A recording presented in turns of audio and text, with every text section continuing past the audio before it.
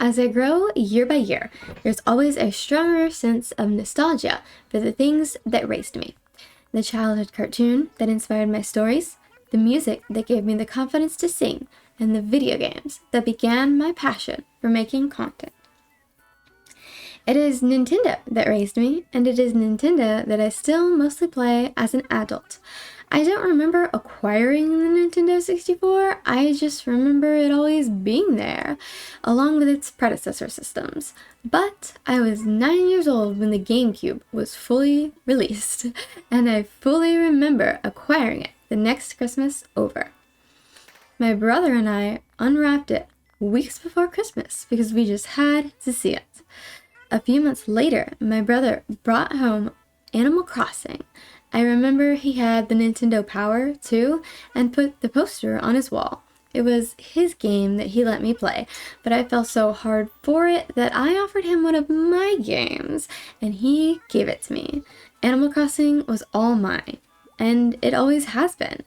Animal Crossing New Horizons came out right at the peak of COVID-19. We were all staying at home and playing the game. It was very reminiscent of the days I had to stay home from school to play Animal Crossing on the GameCube. Only this time, we all got to play together. Quarantine was so hard on everybody, but those first few months of playing New Horizon were some of the happiest months. The hype for the game was very reminiscent to another hype we all experienced nearly 10 years before the game even came out, when the movie adaptations of The Hunger Games came out. Talking of the nostalgia of growing up, The Hunger Games taught me that I can do things even when I'm afraid. The nostalgia of The Hunger Games premieres and the nostalgia of the New Horizons release blurred together in the years that raised me, which is why I built a Hunger Games themed island in New Horizons. Specifically, the 75th Hunger Games. In this series of tying together video games and books, I would love to show y'all the island I tied together with the string of Katniss's bow. Let's take a tour of my Catching Fire island. So in the Catching Fire, Katniss lives in the Tribute neighborhood, because the Victor's neighborhood, because she won the Hunger Games. So this is her house. I made it a nice dark green and black color. And we got a pretty door plate. And the very first room inside the house is not for Katniss, but for the theme of the island. This is the clock arena room. Catching Fire, the 75th Hunger Games, is a clock arena. And each time segment is a specific trap. So we have lightning for 12. We have the blood rain for 1. So I used this little jar full of red liquid. 2 is fog. 3 is monkeys. There aren't really any monkey items in Animal Crossing, so I represented the monkey with a coconut because why not? We have birds for 4. 5 is unknown, so we got the mystery block. 6 is a beast, so we have a dinosaur. 7, 8, and 9 are also unknown. We have these pretty water bottles for 10, because 10 is the giant wave. And insects is 11. We don't know what kind of insects is 11, so I just put a amber because it has a little mosquito inside of it. And then, of course, I'm going to try to get the best visual I can for y'all. We have the clock wall. I may need to pull out my camera for this one. So we have the clock wall. Basically, every wall clock that is in the game is on this wall. We have the antique clock as well. You can see in the right is the hourglass, the star clock, and a watch. And then there's an owl clock right there. There is also a clock on this desk here, on the loft desk, if y'all can see it. It's right there. There's a clock right there. So I put the loft desk in here for the clock. Okay, so the other rooms in the bedroom or in the house are themed for the characters of the game. First, we actually have Katniss's office, which she explained was the one room that she herself wanted to use to kind of pay tribute to her father. So this is her office for her dad.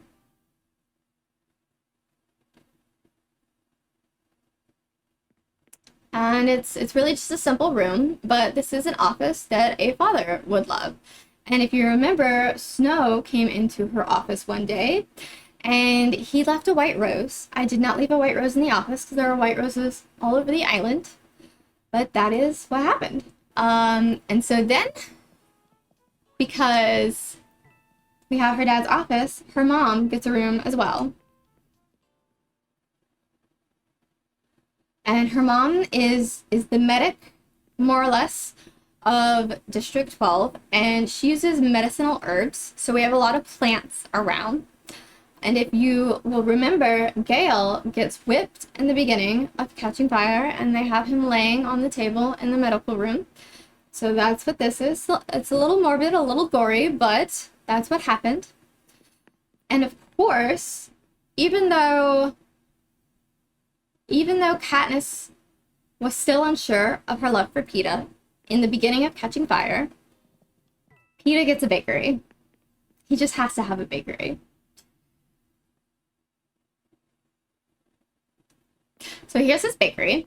It's adorable. I mean, just look at it. Just look at how cute this bakery is. And then my favorite room, Prim gets her own gigantic bedroom, perfect for a teenage girl her age, and that is my favorite room of the house.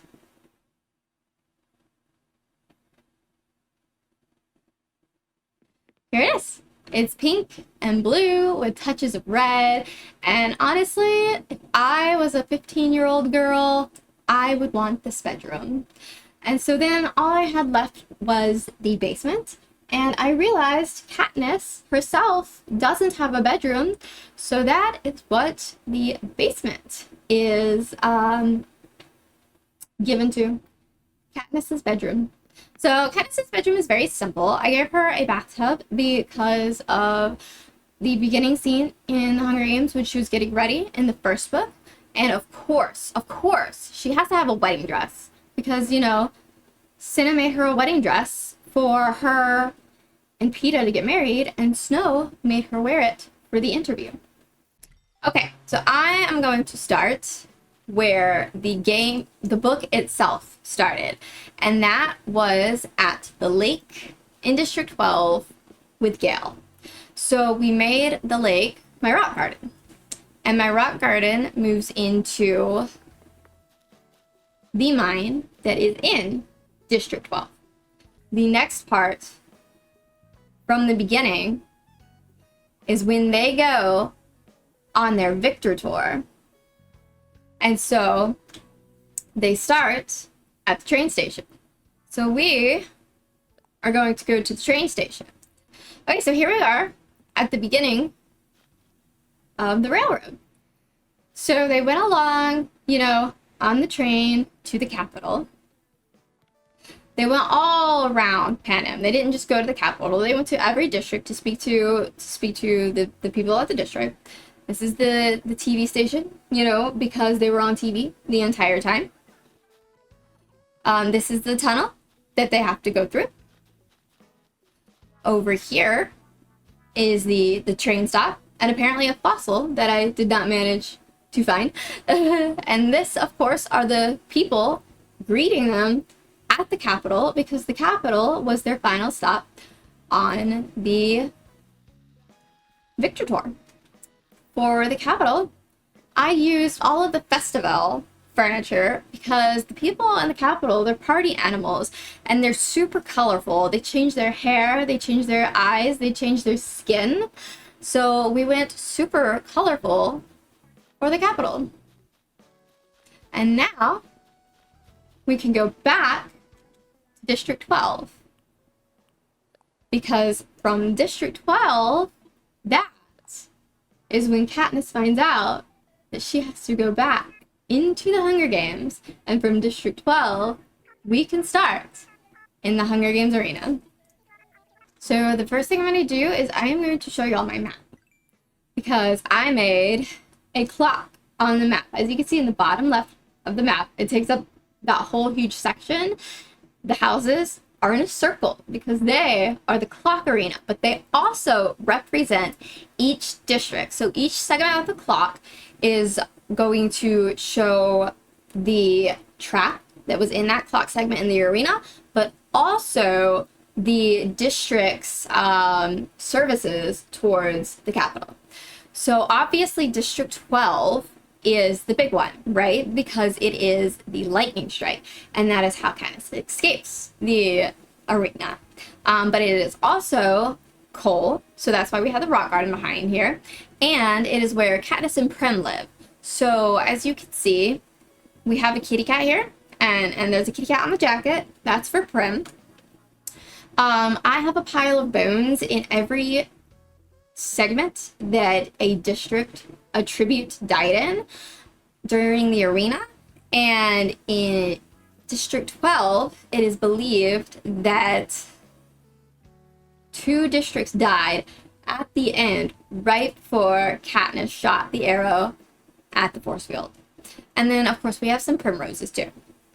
So District 1 is luxury, so we have gold everywhere, and it is also the blood rain in the arena, so we have blood on the ground. We have the jars full of liquid. We have a bathtub to represent, you know, rain and water, and gold roses, of course, and then a cauldron of blood.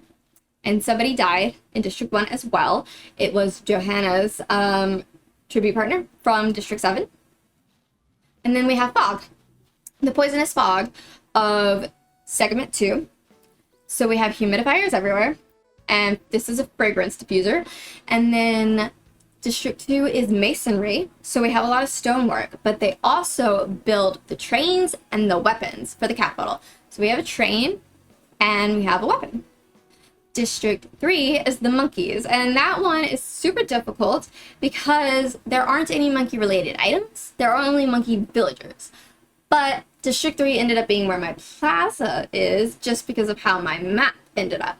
So I can't have a monkey villager living here. I do, however, have Nico's photo, and Nico is a monkey. So we have vines to represent the monkeys as well. And District 3 is electronics. So we have some electronics over here, and we have some gears and stuff. Somebody also died in District 3. That was actually Mags, who is Finnick's tribute partner from District 4. Speaking of District 4, that's the birds in the Catching Fire arena. So we have birds over here. We have bird houses, we have a bird bath, and we have actual birds. But District 4 is the fishing district. So we have fish and birds. District 5 is down here. And we just kind of have to hop and a skip. And we're here in District 5, which is lighting, power, you know? So District 3, I said, was electronics. It's technology. This is electronics. This is what powers the capital. So they have lights, and then they have their hydraulic dam here. So this represents the hydraulic dam. And District 5 was an unknown segment in the arena, so it is only decorated for electricity. District 6, the arena was a beast, right? That is what Katniss assumed because somebody died in District 6. She saw pieces being pulled up from the helicopters. So we have the beasts here, and District 6 is also transportation. So, you know, we have car stuff. And then we have District 7, which is one of the best districts, by the way, because Johanna is from District 7, and Johanna is a serious baddie. We love Johanna in this house. District 7 is lumber. It is also an unknown arena segment, so it is just lumber. We have some mushrooms growing, and we have a stick. Apparently I didn't pick up all the sticks. And then we have District 8, and I hate District 8 because textiles are stupid. They're just stupid.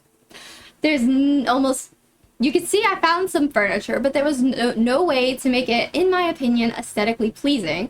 And segment 8 is also unknown, so I had nothing else to work with. We do, however, have some cotton on the ground that I like.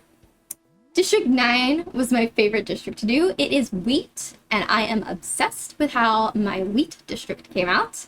It is unknown in the arena what it is, so we only had wheat to work with. And then we have the wave of District 10.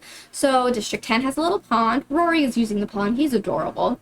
We have more of the pretty water bottles and a fountain here. We can turn the fountain on. This represents the wave. It's a very little wave, but it's a wave nonetheless. And then it is livestock. I wanted cow stuff, but there is no cow stuff except for this milk can and this butter churn, but there's no cow to milk for the can or the churn. So we have pigs. Little pigs. And also, to fill up some space, I thought a merry-go-round would be super cute. Somebody died in District 10, by the way. I do believe it was one of the unnamed tributes. Katniss just heard somebody screaming as the wave came and took over them. District 11 is the insects. This is just what Katniss assumed from what she heard. So we have insects right here. This is for the wave, by the way. And then we have crickets. And so you can hear the crickets because Katniss heard crickets the entire time that she was there, you know? And then I can't think of the word. Horticulture, fruits and vegetables is District 11. 18 tributes died and only 6 survived. Johanna survived. Finnick survived. BT survived. Anorbia, who we really don't see much of, she survived. She was one of the career pack, and Katniss and PETA survived. So this is for the 18 fallen tributes. There are 1, 2, 3, 4. There are 14 graves / urns, and the 13. And the 5 flowers also represent a gravesite. And this spot represents District 13. See, it's kind of a dead, destroyed area. So that's District 13. This is the tribute parade. You know how they all come in on their fancy floats? We have fancy floats here, and every float has the district's little, you know what the district is known for. So we have luxury here. We have weapons from 2, and of course we have technology. My favorite, by the way, is District 12, because while District 12 is coal, Cinna always made sure that Katniss was dressed in fire. And here is Snow's mansion. We have the white roses and his throne. Also, we have cute little clock leaks. I mean, we have to have clock leaks.